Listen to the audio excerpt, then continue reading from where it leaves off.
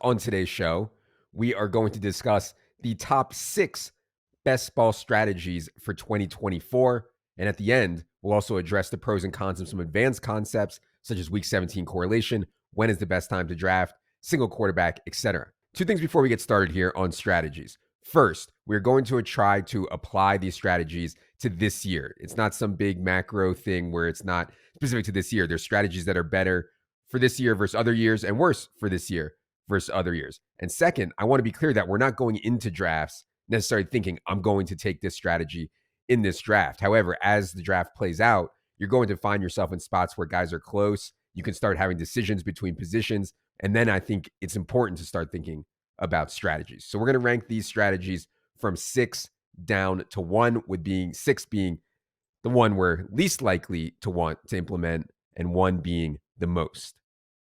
Let's start with number 6, Herzig, and it is bully tight end. What we mean by bully tight end is 2 of the best tight ends, 2 of the top 2 or 3 tiers of tight ends. So I'm talking about starts like Kelsey Laporta on the same team, Mark Andrews, Dalton Kincaid on the same team, Trey McBride and Sam Laporta on the same team. Herzig, how likely are you to implement this strategy generally? And then what do you think about it this year?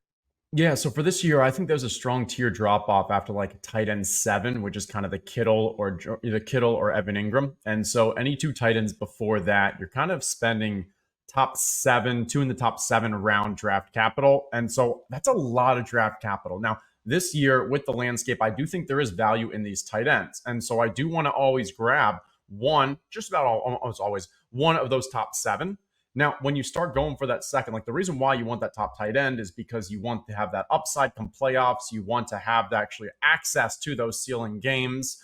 And tight ends in general don't score that often. So if you have that one tight end, he doesn't have a great week, you're not like really getting killed on a weekly basis because most tight ends aren't doing that much. When you draft that second tight end, yes, you get 2 shots at that upside, but you're also often canceling each other out. It's a lot more difficult for the tight end to find your flex spot. And when they do, they're not gaining substantial ground above the other players that would have hit your flex. So in my mind, this is usually a strategy where I think you're spending too much at that one position, which is usually a lower upside position.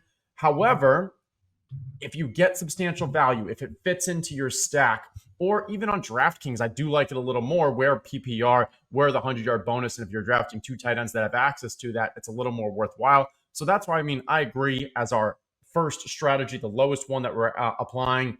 It can work this year, but only do it when you're definitely getting that stack, when you're getting substantial ADP value, and it really fits into the rest of your build. See, Leonie, I hate this because I hate tight ends in general. In fact, what Herzig said, always taking one of the elite tight ends, makes me sick because we're going to get to a strategy that I prefer here in a little bit. My take is that has always been that the position has the least upside, that it's so touchdown dependent that I kind of don't want to invest a ton of capital, let alone 2 in the first 6 rounds or something like that. Leonie, what do you think about bully tight end and bully tight end this year? Yeah, I agree with a lot of what Herzig said in terms of it being too much opportunity cost to take 2 tight ends early. And in general, as we're doing this episode, just keep in mind that any strategy can work if you're intelligent about it and you get the right value. And Herzig noted if a couple guys drop. But in general, yeah, I think it's just too much opportunity cost. Where you're noting, Adam, like not even wanting to take one elite tight end, I think the argument for getting at least one elite tight end is that single week upside. So you're right, like over the course of the season, like it can be very touchdown dependent. And, maybe 3 cheap tight ends can match, a Travis Kelce build over the course of the season, the way it's constructed. If you get that Kelce 25-point game in week 16 and you need that to advance, and, a large percentage of the rosters you're going against have Kelce, it's tough to manufacture that with 3 cheap tight ends. So you might be able to cobble together a lot of low double-digit point games, but can you cobble together a 20-point game? So that's where, I'm not as into elite tight end as Herzig, but I think that's certainly a positive in favor of getting at least one. Yeah. Okay. We're going to cover more on tight ends here in a second. I'll have more to say when we get to the 3 late tight end strategy we're going to talk about here in a little bit. The number 5 strategy for this season in best ball I want to talk about is hardcore or bully running back. So running back starts, or running back starts in the first 3 rounds, or two running backs in the first 3 rounds. Things starts like Bijan Robinson, Saquon Barkley, McCaffrey, Achan, Kyron Williams. These are the kind of starts that I'm more likely to do on underdog, where it's very touchdown heavy and you don't get the full PPR, versus DraftKings, where I'm hammering wide receivers so hard. But I'll start with you this time, Leone. What do you think about these running back heavy starts? Yeah, the running back heavy starts haven't fared very well in the aggregate the last couple of seasons. If you look at teams that spend a lot of RB capital in the draft, they generally have worse advance rates and, estimated playoff win rates than teams that spend a little bit less at running back but take some more later. Now, what's tough though is to figure out like causation versus correlation, because one of the things we know is you have to have a decent amount of wide receiver capital on your team through 6 or 7 rounds early. And a lot of times, if you're investing a lot in running back early, then you're not investing a lot in wide receiver early. So, is the issue that you shouldn't take running backs early, or that you just need to take some wide receivers? So, the thing I'd be careful with if you're going to start RB is to make sure, one, that you don't take a lot of RBs in total throughout the draft. And two, I'd be really hesitant to mix that with a couple of elite onesies early and get really caught behind at the wide receiver position. So I definitely think it can work if you get the high upside guys, especially like you're starting with CMC. Maybe you get Achan at the 2-3 turn. I've done that, but I really want to be sure I'm good at wide receivers. So I'm going to pair the RB starts with like late round quarterback, late round tight end builds. Yeah, I think that's interesting. Herzig, this is not something that I definitely on DraftKings. I never do this. I never do two running backs in the first 3 rounds on DraftKings. I don't even like taking. I like Brees and Bijan this year, but on DraftKings, I'm even uncomfortable doing that because I want to be hammering wide receiver so hard. So I don't know what you think about that DraftKings versus underdog formats. But any more thoughts on elite running back starts? Yeah, and I think it's just so important to note the whole macro because, yeah, when I won the BBM back in, I don't know what was 4 or 5 years ago, the reason why it works as a hyper fragile where you could draft the 4 running backs in the early aspects is because you could still get access to really quality high upside wide receivers in rounds 10, 11, 12. Garrett Wilson, his rookie year, was going in that period. Now, all the wide receivers have pushed up that if you're missing out on the wide receivers after those first 7, 8 rounds, it's a major, major teardrop. While if you look at the other positions in those rounds 8 to 11, there's a lot of running backs that are ambiguous backfields. We don't know if they're going to be the starter, but some of those are going to hit. And those are the ones that can actually produce on a weekly aspect as a top 3 round running back if Zach Moss is the number one, if Tyjae Spears, is the only running back because Tony Pollard gets hurt. We don't get access to those wide receivers later on in the draft. And that's where it is so important, as Leone mentioned. We need to make sure we focus those first 7 or 8 rounds on heavily going wide receiver because you can't get access to them later on. I'm curious, Leone, and we'll talk about this more throughout the offseason, but is it still a dead zone if you have guys like Isaiah Pacheco, James Cook, Kenneth Walker, Alvin Kamara, like talented, explosive pass catching guys going in what used to be known as the dead zone? Do you think that that's still bad to be operating at running back in there? Because to me, I'd rather be, I don't love being operating at running back in there, but to me, it's better than the heavy early running back starts, if you know what I'm saying. And the macro, what Herzig is talking about, yeah, now we get awesome running backs going so much later than we did 4 or 5 years ago. Yeah, it's almost like everything shifted back a little bit. So your prototypical dead zone, which was kind of like middle of round 3 to round 6, is not so much a dead zone anymore. Like you're getting some legitimately talented backs that don't fit the dead zone prototype. The dead zone prototype are backs where like this skill set's really shaky. The offense maybe doesn't project to be that well, but because they're the day one starter and they project for a lot of volume, they're getting drafted very early. The market is adjusting a lot for those types of guys. And you still want to be careful with those types of guys, even if maybe now they're round 6 when before they would have been middle of round 4. You want to be hesitant to take players like that. But that doesn't mean you're blindly saying, okay, I have to draft wide receivers in rounds 3 through 6, because the whole dynamic, as you guys have touched on, has completely changed. Those receivers that you're pounding in rounds 3 through 6, they're going in round 2 now. So Right. you need to have already acquired them, and that leaves some more roster positions open to take some stabs at the running back spot in these rounds 4 through 6 that we typically used to avoid taking running backs at. Right. And Adam, you mentioned like Alvin Kamara, 29, may get phased out for Kendra Miller. You mentioned Kenneth Walker, not much of a pass catching back, low success rate. Maybe the new coaching staff like Charbonnet better. The wide receivers that are drafted in that area, we know they're going to have a clear role. They're not going to get phased out. That's where there's still, even though the dead zone is a little later and the opportunity cost is not as high, there's still a lot of risk with those running backs. Sure, agreed. And we'll get to the number one strategy, which has to do with running back, in a little bit here. Last thing I wanted to mention on elite running back or running back heavy starts is what Leone glossed over quickly is stopping, right? I think that's an important thing. If you start 2 running backs in the first 2 rounds or 2 running backs in the first 4 rounds, or if you have 3 running backs through the first 6 rounds or something really aggressive like that, I think you can stop at 4 on Underdog where it's only 18 roster spots. Leone, where should people be stopping, right? It's 20 rounds on DraftKings, full PPR. It is 18 rounds on Underdog, half PPR. If you're going elite running back, I kind of like stopping at 4 on Underdog. What do you think about that? Yeah, 4 to 5, it kind of just depends how good that third running back is. And you also just kind of want to keep in mind the types of running backs you're pairing with that roster. You can take some more chances, usually on a really high upside back that's maybe, not as sure of a thing for points, but a little bit more exciting because you've got the first half of the season covered with the elite backs that you've taken early, and you want that end of season upside. And, just going back to the any strategy can work. Like if you perform it correctly and the value falls, even though these running back starts in general have performed in the aggregate like really poorly the last couple of seasons, there's been some outliers. I know last year when I did the best ball manifesto, we kind of tried to pin down like the expected value of a team, and there would still be teams, even with us like feeding into the machine learning model the results that early running back did bad, there'd still be teams that because they stacked well or they had the right wide receiver capital still projected really well. And Karain actually won, best ball mania, not last year, but the year before with an RB start. So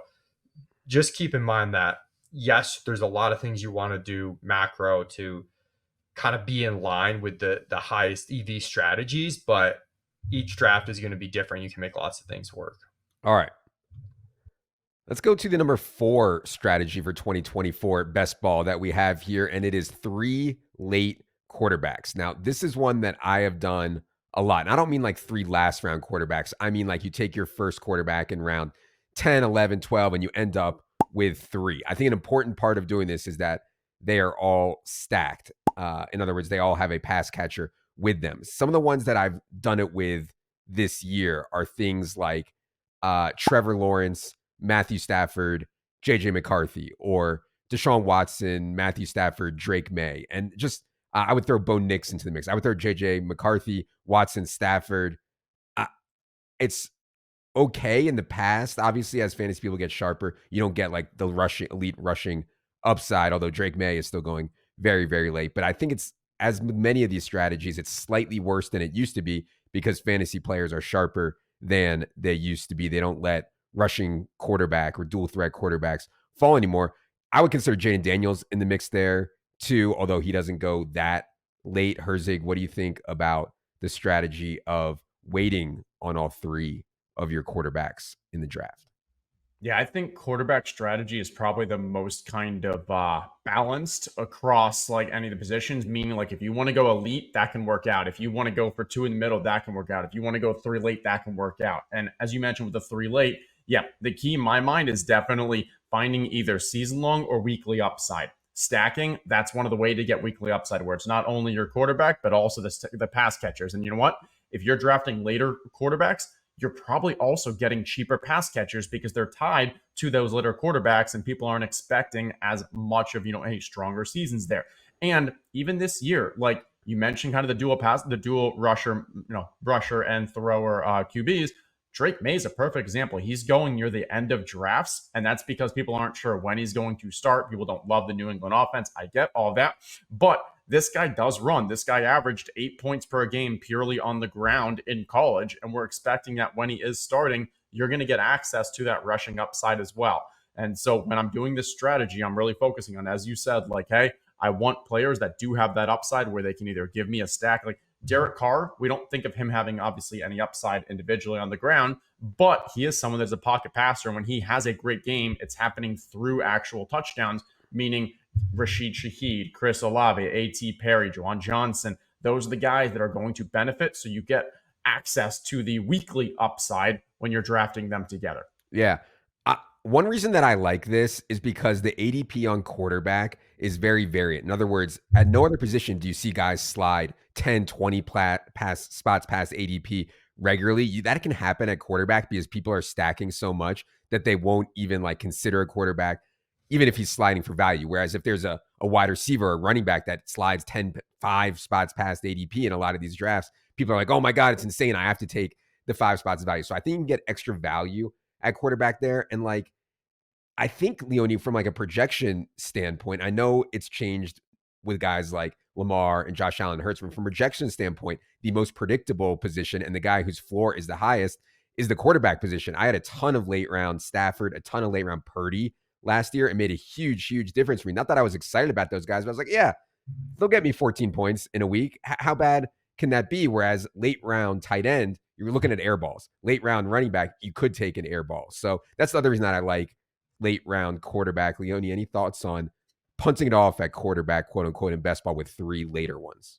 Yeah, I'll note it did really well last year. If you look at regular season advance rates, if you were in the bottom 20th percentile in terms of like overall draft capital invested in quarterback, but you took 3 of them, you had over a 20% advance rate. That's the only combination that had over a 20% advance rate last year.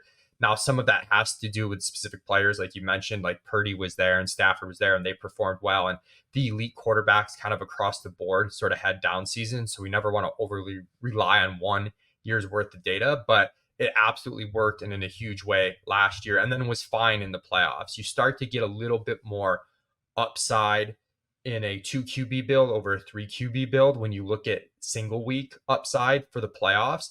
But when I've dug deeper, I think a lot of that can be negated by stacking, where if you stack all 3 of the quarterbacks that you have, you sort of claw back some of the upside that you've lost by rostering 3 versus the teams that roster 2, and those teams become about equal. So I'm pretty into the 3 quarterback builds, especially if you're drafting early in the season. You mentioned, Adam, how there's the odds of getting a goose egg late in the draft are pretty high.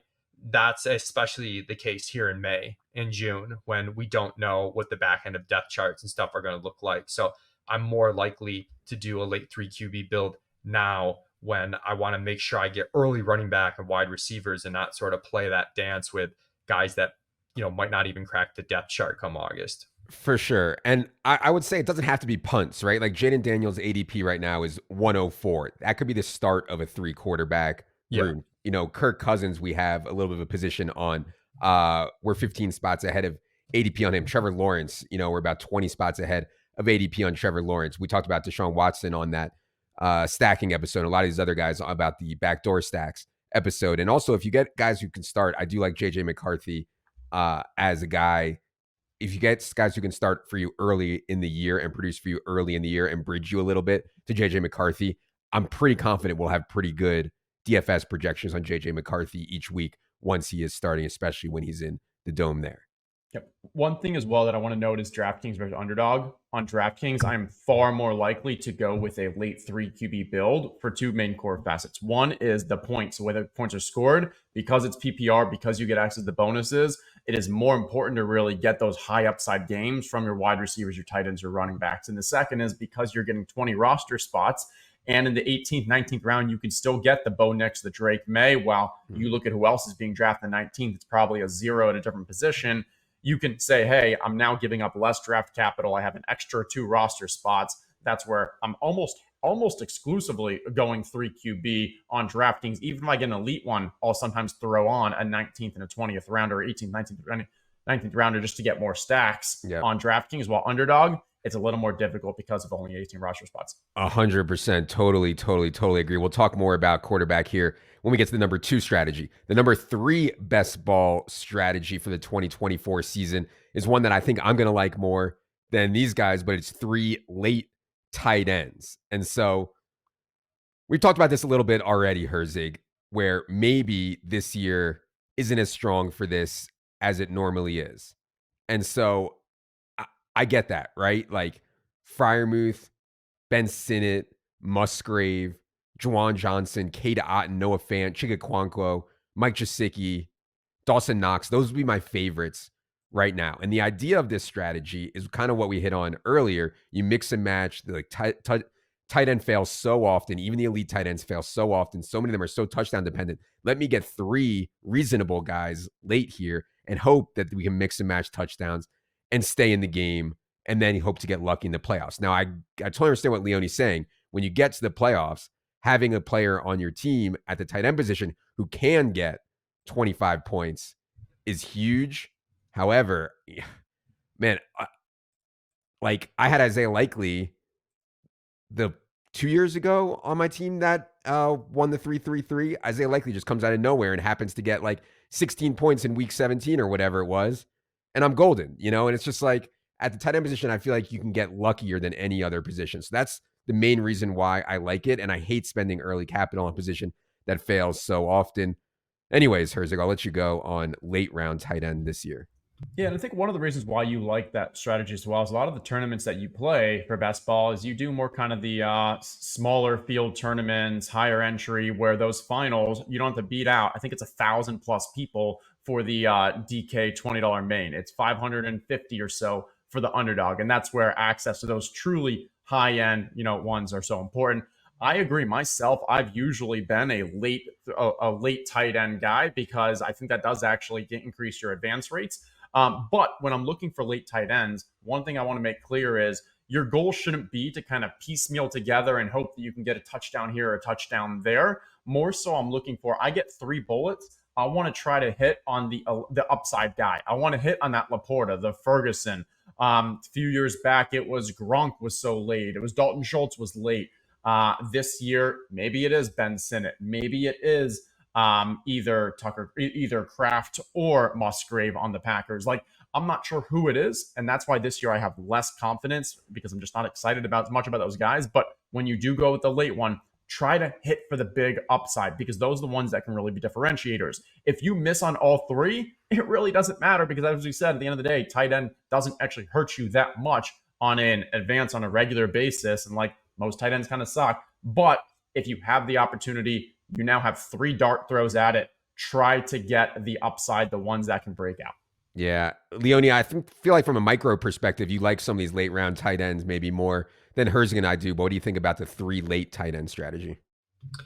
Yeah, I like the 3 late strategy. Are we allowed to talk about 4 late here? No, fine. You can. Go ahead. If you've got $50,000, I mean. 3 or 4 late. So if you didn't invest much in tight end at all and you took 3 late or 4 late, you had an above average regular season advance rate last year. You also had above average, like estimated playoff win rates for everything except the 4 tight end. In terms of purely winning the finals, you start to lose some equity there in terms of the upside of being like 1 out of 539. Now, in terms of being top 20, which are all 6-figure payouts this year, you still kind of hold on to an above average chance of being top 20. So that worked out last year, though, because you did have some of those teams were like Sam Laporta teams, right? Who broke out. So it's easy to say, oh, take these guys late. Well, if you hit Sam Laporta, it's going to work. So I'm sort of in between here. So I've just been building. I'll build elite tight end when I think I get the good value, but I'm not forcing it. And generally, what I'm avoiding is more stockpiling like the mid tier of tight ends. Like we like Dallas Goedert a lot. I'll take him, but I'm avoiding a lot of those guys around the 10th round where it's sort of binary for me. I'm sort of taking that elite tight end, or if I'm missing, then I'm falling back on a 3 tight end build late. I'm, 4 tight end stuff I would only do in like, maybe like 2 to 4% of all my teams if I'm mass entering. But there are situations where if it's literally the last 4 picks in the draft, I think it can make sense. And you do get more stabs at maybe just running into the luck box late round tight end that has a huge year. Yeah, my pushback on the 4 tight ends since last year has always been that I'd rather take a bullet at running back or wide receiver because I think you can just find, you're more likely to find big ceilings there. I know the Laporta thing throws everything for a loop, but That's fair. It's just, but it has worked 2 years in a row. yeah. Um, Okay. Let's go to the number 2 strategy for Best Ball 2024, and it is Elite QB. And I don't mean we're going to talk about double Elite QB. By Elite QB, I just mean one of the elite quarterbacks: Josh Allen, Jalen Hurts, Lamar Jackson. I don't know if you guys would consider any other quarterbacks in the quote unquote elite quarterback tier. I'm hopeful that Anthony Richardson makes the jump into that tier, but he is not being drafted as such. I'm sure some people consider CJ Stroud in that tier. We probably wouldn't. You could probably consider Mahomes in that tier as well. But yeah, Herzog, I'll let you go first here. Teams that use a round 3 or better pick at the quarterback position. What do you think about that strategy? Yeah, I mean, we've known that over the past couple of years, QBs are scoring more points. They're more effective in the air. Majority of the ones at the top also can get it done on the ground. And so you do have access to ceilings that you're not really getting from the majority of other quarterbacks. And when you're also now spending third, fourth round draft capital, when in the past, even just last year, we were seeing these guys go in the second round, like it does feel like there's a value there. Now, as I said before, I think that like it's not like, oh, these are a great value because every time you veer away from wide receiver in those early rounds, you're kind of hurting your team. You can do it a couple times, but you've got to be choosy upon, are you going to do it at running back, QB, or tight end? And so when you do, hey, select, I'm going to go elite QB, you've got to be sure that, okay, I'm not taking too many detours at the running back or the tight end position as well. Also, I think it's important to note, and yeah, I think 3 or 4, you can figure out who they are. But I do want to be making sure that I am stacking those because I am, spending a lot of capital at this. I'm expecting this elite player, this QB, to really carry my team. And for the most part, they're probably going to bring along at least one pass catcher in their ceiling games. And so if you miss out on A.J. Brown and Devontae Smith, like it's probably not the best idea to kind of say, hey, I'm going to go grab Jalen Hurts. Look for the other guys. If you grab Lamar, Zay Flowers is right around there. Mark Andrews is right around there. If you want Josh Allen, you have so many pass catchers you can stack with later on.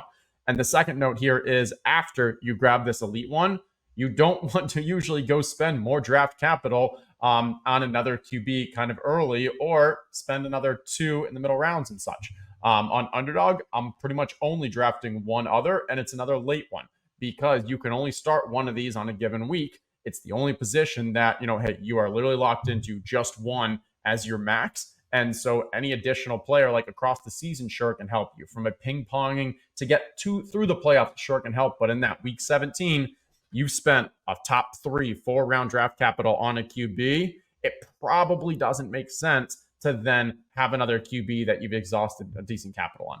So I'll say 2 things, Leone. First thing I'd say is that I'm way more likely to go for Josh Allen, Jalen Hurts, Lamar Jackson on Underdog versus DraftKings. Quarterback scoring is a bigger percent of your overall score. On Underdog, they mean so much more. If anybody plays DFS cash on FanDuel, which has the same scoring as Underdog, it is like cash 101 to spend up on FanDuel at quarterback. And I think that correlates here to some extent. What do you think, Leone, about elite quarterback and the issues that come up? And the second thing I was going to say is the issues that come up is what Herzig alluded to. If you spend an early pick on Josh Allen, you probably also should be spending an early pick on Dalton Kincaid. And now you've veered from wide receiver twice. You could say the same thing about Lamar Jackson, Mark Andrews, and Jalen Hurts. It's kind of not hard to get, but if you don't get A.J. Brown or Devontae Smith, which happens a lot, then you end up with naked Jalen Hurts, which I agree with. Herzig is not great. So, Leone, what do you think about elite tight end and elite quarterback and elite quarterback this year? Yeah, I mostly agree with the kind of like everything you guys have said. I guess minor pushback on the DraftKings thing would just be I think sometimes the wide receiver values we can get there later are better than we can on Underdog. So even though you're 100% right, it makes up less of the QB scoring. If you're kind of going for that super team and giving yourself a chance, you might be able to take a quarterback earlier than you should, just knowing that you can destroy the room at wide receiver the rest of the way. And as far as the stacking portion of things, I'm a little bit more open to like not forcing Kincaid with Josh Allen, just knowing that he runs for so many touchdowns. And you've also got Keon Coleman, Khalil Shakir, Curtis Samuel, you've got outs. Even James Cook at running back, you've got outs. At like what's he like 6th, 7th round. So I think you can do it that way. Same thing with Hurts. The rushing TD upside so huge that I'm okay without having a really big stack around them. Now, if I'm taking Mahomes, I probably feel a little bit differently where I want like two of Kelsey, Hollywood, Rashee Rice, Xavier Worthy. Now, those receivers go after Mahomes. So you can still make that work even if you don't get Kelsey early. But when it's more of a pure pocket passer, then I'm more concerned about getting that multiple layers of stack. Whereas with Allen, if I came out with a single stack, I wouldn't be thrilled, but I don't think you're dusted by any means. All right. Drum roll, please, for the number one best ball strategy for the 2024 season. You guessed it. It is, of course, zero or hero running back. Now, Leone can expand more. I think the data is pretty clear that this strategy has been working in best ball. I'll just go through for people who aren't familiar with why zero or hero works. To me, there's three things. Just replaceable talent, right? If Tyreek Hill gets hurt, it doesn't mean that his direct backup goes off. To score fantasy points in the wide receiver position, you need to be really talented. You really need to be freakishly good.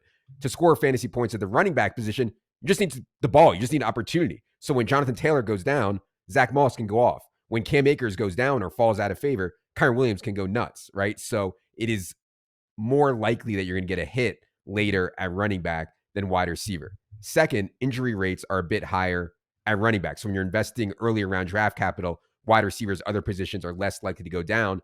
And finally, ceilings are higher at wide receiver, particularly in full PPR, which is, of course, what we're playing on DraftKings. And I think just overall, Leone, the whole idea of zero hero RB is to build a super team through elite wide receivers early, and then you run into injuries, chaos, which always happens at running back, and you emerge with something like Kyren Williams and Zach Moss or whatever it was that gave you an elite room last year. James Cook. I mean, there were David Montgomery. There were so many zero RB teams I had, which was like all my teams last year, that ended out looking really good with really good running back rooms. So, Leone, I know some people out there are sick of hearing about zero hero RB. It just continues to smash, though, seemingly every year. Any more on zero hero RB, Leone? It's also a really weird dynamic where as it smashes and as it becomes more popular, it almost becomes more important, which is kind of contrary to what you might think, which is like, oh, everyone's drafting receiver early, so now I can pivot and play it differently and go running back early. But the issues that Herzig touched on with that are you don't get those late wide receivers that are successful if you take running back early. Meanwhile, all these other teams that take wide receiver early are getting running backs later than before. So you have to play the game a little bit. And I think hero RB is a good way around that to get access to some of that elite running back upside, but not see yourself fall short. But we see it, over and over again. The correlation between the amount of draft capital you invest in the wide receiver position and your advance rates, estimated playoff win rates, is really, really high. I think one underutilized strategy, I mess this up a lot too, because I used to like to draft more hyper fragile teams with a lot of wide receiver. And then as I drafted more zero RB and more hero RB teams, I still wanted to take a lot of wide receivers, but teams that take like only 6 or even only 7 wide receivers, but take them all very early, perform really, really well. And I think that's one way to maybe get more running back upside than your league mates, but still play the game of going zero RB, hero RB, and making sure you're good at wide receiver. Yeah, that's super interesting. And I believe you're referring to underdog there, right? When you say 6. I'm referring to underdog there. I think on DraftKings, though, because there's 20 roster spots, I'd probably add one and say like 7 or 8. Yeah. But you can still take more stabs at running back late, just knowing that those guys that you're drafting early are going to take up so much of the points, and you don't want to reach a point of diminishing returns where you're adding that 7th or 8th wide receiver too early. This is a strategy. The hero or zero RB is I'm more likely to implement on DraftKings. I think it's 100% right there. Maybe you convince me on underdog that should be going hero or, taking something in the middle like Kenneth Walker or a Pacheco or something like that and veering off there. On DraftKings, I'm so much more likely to go for the full zero or full hero. Herzig, what do you think about hero or zero RB this year?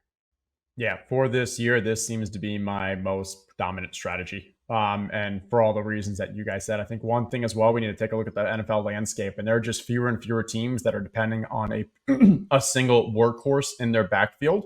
And so, for a hero strategy, that actually means if you're able to get the true differentiator, if it's McCaffrey, if it's Bijan, if it's Brees, if it's someone else, you actually gain that much more against the field in your pod. So there is value to really drafting that elite guy, or you know what? You can still go hero, and maybe your first one is Devin Achane, or maybe it's Josh Jacobs, and you're just saying, hey, I think this one has the ability to get that elite upside, and it'll differentiate you from the field. Where you get caught is when you're later on. There's guys that really don't have that elite upside, but you're still chasing them in hopes. That's where I'd much rather, hey, give me the late running backs that I can piece together and are going to have weekly upside, due to the injuries. They're at least going to give me those kind of 12-point games from being a 1B or a number 2 in that offense. But if you have that access if you have ability to kind of hit in that elite one early on, awesome. Otherwise, yeah, I'm all for grabbing one, waiting until those rounds 8 to 11, or grabbing none and then going heavy in the rounds 8 to 11, 8 to 13. Yeah. So last year I did this a lot because I felt so good about David Montgomery. Like every time it got to me, David Montgomery, 9th round, just like every time. Now he's more expensive. He's going 73rd overall on underdog. Another one last year was James Cook. Now he's going much higher too. In other words, we need some new candidates here. Ones that I've been doing, still been doing David Montgomery, but ones that I've kind of been doing this hero zero RB stuff with include Zamir White, DeAndre Swift, Najee Harris, who actually makes me sick, but I actually really do like not Najee Harris, Zach Moss, and then kind of filling in from there with guys like Brian Robinson, Chase Brown, Tajee Spears, guys like that, Jerome Ford, and guys like that. So I don't have as strong of a feeling yet with some of these guys as I did last year for zero RB, but it's May, right? And we're going to get reports, we're going to get injuries. Things are going to happen, and I feel like I'm going to feel even better. Leone, any specific, micro specific running back takes for you this year when you're doing hero and zero RB? Yeah, I mean, you hit on Najee Harris, but Jalen Warren too. Really, just both the Pittsburgh backs there, I think, are undervalued right now. Um, a player we started out pretty behind ADP on, but as things have shifted, we have Joe Mixon as RB15. The market has him as RB15, but we have that spot slotted up a little bit before ADP. You can get him at like the 5-6 turn. Like that's fine for a hero RB. Not, he does have some dead zone back concerns in terms of talent, but if you look at the competition, there's basically none. The contract that he got and how strong this offense is overall, that's one that could pay off in a really big way. And you can treat him like a hero RB where, maybe it's not massive upside, but you're consistently churning out usable double-digit weeks. And, that goes a long way, lets you take some shots at some more upside running backs later. I think it's important also with your later round running backs here to find guys that are one injury away from smashing. So, like, I love having Zach Charbonnet as part of my hero or zero RB. I love having Marshawn Lloyd as part of these teams. Ty Chandler, like one injury away from just absolutely smashing, I think, for those guys. Anything else on this before we move on here, Herzig? Yeah, I think one small thing that Leone and I kind of disagree on is, so when I'm doing a hyper fragile build, those next two, I grab the two early. My next two, I'm actually looking a little more safety because I only have 4 guys, so I need to protect against the bye weeks. And I'm not really looking for one of those two to kind of have a huge ceiling. I just need kind of some consistency. When I'm doing a zero RB, that's when I'm purely focused on upside because now I've got more dart throws.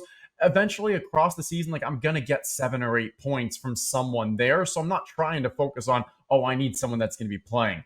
I really want the player that's going to carry my team because if everyone else is giving me kind of 2 to 5 to 7 to 8, when I get the 20, when I get the 25 out of the Charbonnet because Kenneth Walker gets hurt, that's what's most valuable for me. So if I'm doing a zero or a hero, I'm looking for pure upside with my 6, 7, however many running backs I'm drafting. All right. Those are our top 6 strategies for 2024 best ball, starting with 6 bully tight end and heavy running back, 3 late quarterback, 3 late tight end, elite quarterback, and number 1, of course, 0 hero RB. Wanted to hit on a few other concepts here that I think are interesting. If you go on best ball Twitter, Herzig, I mean, we talked about this last year. It's just sickening. I mean, you would think that all that matters is week 17 correlation. You would think nothing matters. The projection ranking doesn't matter. No, nothing. It just week 17. That's all you need to do is correlate, and you're going to win.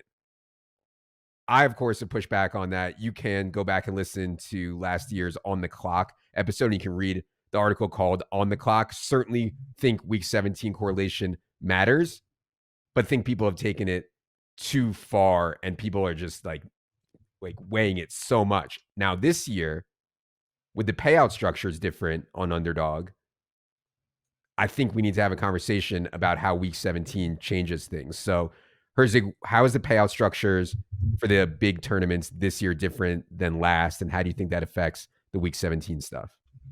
Yeah, so for DraftKings, bunch of tournaments, main tournaments, pretty similar. Nothing too noteworthy over there. For the Best Ball Mania, that's where we've seen the largest change. So same price point, same approximate number of entries, but the biggest difference is there's no regular season prizes. Last year, $5 million of the $15 million prize pool went to the regular season. That's a third. This year, all of that is going to the playoffs, and almost all of it, predominantly is going to that week 17.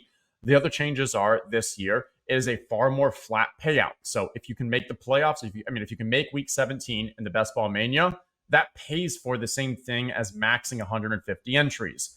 Also, the top 20 in the Best Ball Mania are all going to make at least $100,000. Last year, if you got 11th place, you only got $15,000. So there is a nicer, I'd say more, friendly, definitely for us people who are like kind of doing this from an edge seeking standpoint. Like, it's great to see that flatter payout from an underdog standpoint.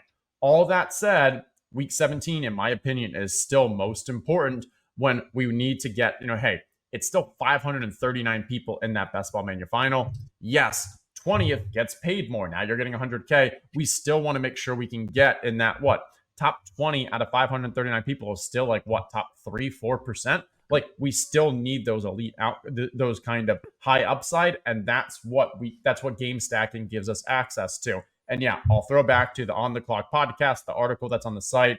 There's so much more things that are more important from an overall best ball, but this week 17 stuff still does matter. So again, Leone, just to reiterate what we talked about last year, game stacking in week 17 matters and makes a difference. And I think when I'm on the clock and I have something close, like I had a team a couple days ago where I had Mike Evans and Chris Godwin, and I was on the clock later, and I was deciding between Deontay Johnson and someone else, and the Bucks play the Panthers in week 17, and I was like, you know what? This is close. I'm probably not going to get a ton of Deontay Johnson this year anyways. Let me just take him here because I already have Evans and Godwin. To me, that was an example of like how I would use the week 17 correlation stuff. In the past, Leon, I think you've been more into going a little bit more out of your way to make week 17 work. And then I want to give you also a chance to get off your chest the Dallas-Detroit stuff, because I know Leone is very angry. Do we have time? About the no, we don't actually have time. We only have about 3 or 4 minutes, but go ahead. So with the stacking in general, I looked at it for the Best Ball Manifesto, and you just see the more quarterbacks you have game stacked, the higher your expected value is in those playoff weeks. I'm working on redoing the manifesto for this year, but it's the same thing. If you don't have, the average expected value of a team once you make the playoffs is like $132. Like, if you just on pure randomness, that's how much you would make on average if you had a team that was guaranteed to make the playoffs out of the regular season. If you look at number of quarterbacks game stacked, if you don't have any, you're below that expected value. For each quarterback that you stack after, it increases your expected value. So 0 quarterbacks game stack gives you expected value of $122. 1 gives you an expected value of $141. If you have 2 or 3 games stacked, it jumps up to $160. So those, that's like a 20% increase over average. So I would say it's pretty important to do it, especially because it's just not that hard to mix it in and not, do it. That's the big thing for me. Like, I'm not maybe going out of my way, but you don't really have to go out of your way unless you're just really overconfident in your player takes. And I don't think you should be. How are you defining game stack? Like, is just Evans, Godwin, Deontay Johnson, Baker Mayfield enough?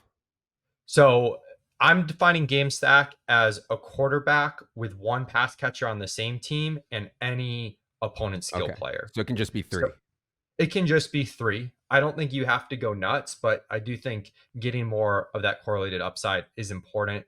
Um, but it's last year we did see teams for week 17 games stacked like twice as much as they did on any other given week. They didn't really game stack for weeks 15 and 16. So I think there might be some hidden edge in trying to do that because those weeks are important. The week 17 rant I have the worst rant because the final conclusion is that you should be stacking for week 17. So it's like a pointless rant, but I do think people misunderstand kind of like why we're doing this, which is if you look at Peter Overset, kind of had a note on this, but if you look at the outlier quarterback performances, you see how the skill players get carried along with it on both sides of the ball. And that's what we're looking for is like these outlier performances. Dallas, Detroit last year, everybody in the finals had Amon-Ra and CeeDee Lamb because they were like the two most important players all year long. CeeDee Lamb had a huge game week 17, didn't really have too much to do with the game flow. Amon-Ra was like a play away from a disastrous outcome, ends up with like an okay week, and everyone's like, oh, this is why you stack. Like, I think that's just an example of a normal game. Like, guys are going to score points. A better example of what you're looking for week 17 is something fluky happens. Everyone gets carried along. You look at Cleveland, New York Jets. That was a really big one with Brees Hall, Njoku, Jerome Ford, some of the players in that game. That's what we're going for. So just, and I think people will be like, well, I wouldn't have drafted Amon-Ra if I didn't draft CeeDee Lamb.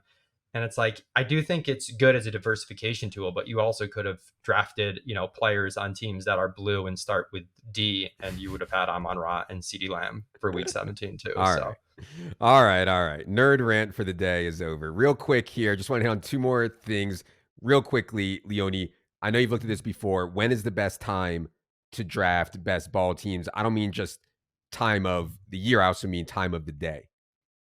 Yeah. So time of year is generally, I think, like July, early August, from what I looked at last year, where you kind of want this combination of you still have a chance of getting huge ADP values by the time the season starts, but you have a little bit more certainty on which guys to take in the later rounds and less time for your guys to get injured. So it's the best combination of having enough live players, but also maybe hitting a home run in terms of ADP value. In terms of times at night, we looked at this. I have to relook at it, but it was basically if you do fast drafts and you do them like weekend nights and you're a total virgin, you eke out some extra value for sure, but it's not maybe as wide as you might think if you did just like a slow draft. So really kind of whatever fits your schedule, I think makes sense. If you're really EV hunting weekend nights, spend your time drafting. I was shocked by that. Like the poker games, weekend night are so much better live than like during the week, but I guess this is a little bit different. Anyways, last thing, Herzig. I've heard people talking about single quarterback and single tight end. Strikes me as an awful idea. You just want to get off your chest before we get out here why single quarterback or single tight end is such a bad idea. Oh my. Okay. All right. So the excitement around this strategy is often because like the allure that you can make the finals and you can have a super team. You only have to use one spot at your QB or your tight end position. Now, can you show up to the finals with a solo QB or solo tight end team like you have major advantage? Yes, you can. However, what you're giving up to get that team there is not ever worth it. And I think it's really best to break this down into like two parts. You have the regular season and the playoffs. From the regular season, how many points are you actually giving up like during that bye week? How many points are you giving up during the occasional weeks that maybe your QB has a down week? I mean, Josh Allen, he was QB number one last year. He still had 4 weeks under 20 points. Like there's still opportunity to gain points with a second QB. Also, what's the likelihood that with your second QB, maybe you hit CJ Stroud? Something that actually breaks out that actually can carry substantially more throughout that. And I mean, like, what happens if your QB gets injured? These are all things you need to account for. Yes, you're playing for that super team, but what are we giving up? And so in exchange, if you're not grabbing that second QB tight end, like, okay, so what, but I have this opportunity to get the Kyron or the Puka. Yes, you can get that late round running back or wide receiver, but what's the hit rate on those? It's remarkably low. How often do you actually hit those, hit on one that can actually make up for the points that you were losing throughout the regular season of not drafting that second QB, second tight end? If someone's willing to present me with the data there, I'm willing to listen, but I strongly believe that you're taking a substantial hit in your expected regular season advance rate for that hopes of having that super team. And then we talk about playoffs. When we get to the playoffs, you're now entering the playoffs. You're solely depending on one QB or one tight end. And with already having that player carried you to the finals, so they're decently owned. Like you hit on awesome, the amazing Travis Kelce season. Okay, let's say Travis Kelce, he's there at a 25% advance rate because he was so strong. Week 15, you're in a pod with 13, 16, however many others, and you now need Kelce to have a really good game. Kelce has a great game. Awesome. Now you're in week 16 and he's 30, 35% owned. Guess what? Again, you still need that Kelce team. You still need Kelce to have another big week to get you through another 15, 16, how many people you're competing against. Now you finally get to the finals. You made it. That's amazing. It's so hard to get there. You have Kelce. Kelce's now 45, 50% owned. You have no leverage on the field. Yes, it's awesome. You got there. He got you there. But this is like best case scenario. And you've got Kelce. And now if Kelce has another huge game, you didn't gain anything on the rest of the field because half the field has him. If he finally has a not great game, okay, now you're kind of screwed. Like you missed out on one of your early round players, one of your best players, isn't giving you leverage, isn't giving you substantial performance. Like, yes, everything can work well to make this the perfect play. But at the end of the day, what you're giving up in the regular season, what you're giving up in the playoffs, it just makes sense. Use a late pick, try to find upside, grab that second QB, get the stack, grab the second tight end that maybe can break out.